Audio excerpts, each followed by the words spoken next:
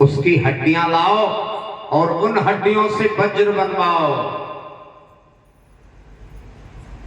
अब आप लोग देखिए, पूरे भारत भूमि पर, पहले तो विश्व पटल पर चाइना देखा गया, रूस देखा गया, अमेरिका, इंग्लैंड, जापान, कहीं कोई तपस्वी नहीं था। भारत भूमि को जब देखा गया, तपस्वी तो मिले, लेकिन तुष्टा से बड़ी तपस्या वाला कोई तपस्वी भारत में नहीं मिला। और मिला तब तुम्हारी नाक के नीचे मिला, मिश्रिक में महात्मा दधीच हैं। ऐसे भारत सोने की चिड़िया नहीं रहा।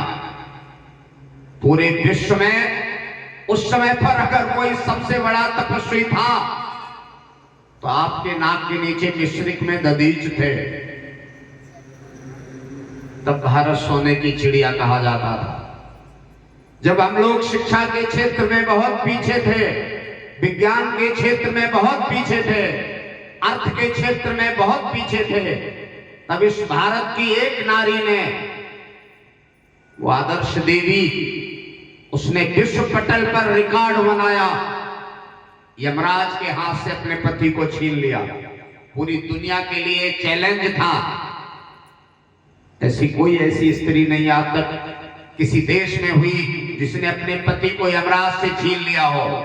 वो इसी भारत की नारी है, सावित्री। पूरे विश्व के पटल पर रिकॉर्ड कायम किया है। इस भारत की देवी ने सूर्य निकलने नहीं दिया। वो भारत की देवी है। विश्व पटल पर रिकॉर्ड कायम किया है अनुसुईया ने। तीनों देवताओं को 6-6 महीने का बालक बनाकर एक पालने में झुलाया है। इसलिए भारत सोने की चिड़िया कहा जाता था। गायन्ति देवा की गीत गाने, धन्यस्त भारत में भूमि भागे। भारत को इसलिए धन्यवाद दिया जाता था, देवता स्वर्ग में भारत की प्रशंसा करते थे। दधीच के पास सब देवता आए, मिश्रिक में।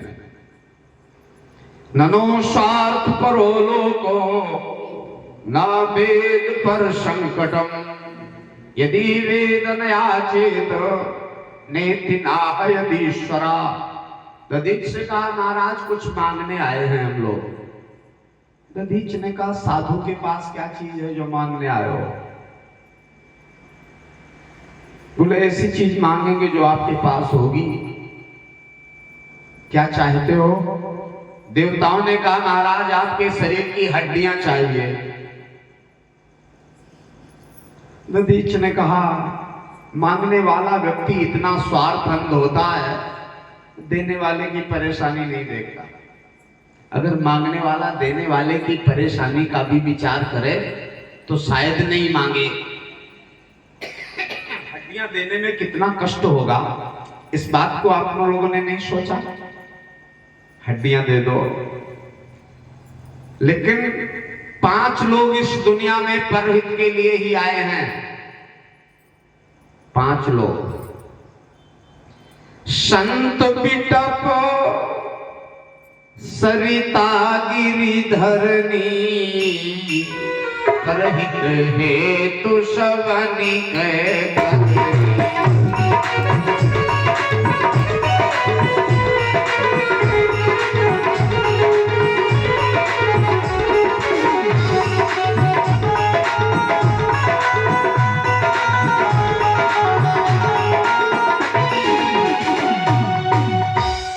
साधु, वृक्ष, नदियां, धरती, ये सब परोपकार के लिए। क्यों? अगर तुम्हारे ऊपर कोई खरोंचा भी